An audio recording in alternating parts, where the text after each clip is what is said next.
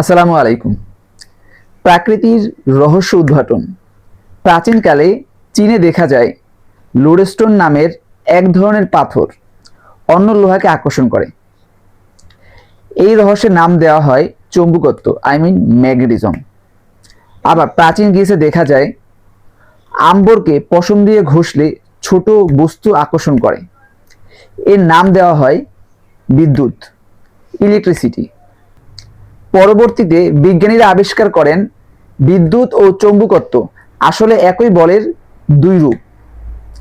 নাম দেওয়া হয় বিদ্যুৎ চৌম্বকীয় বল অথবা তড়িৎচৌম্বকীয় বল, ইলেকট্রোম্যাগনেটিজম। পদার্থবিজ্ঞান প্রকৃতির লুকানো শক্তি ও রহস্য উন্মোচন করে এভাবেই।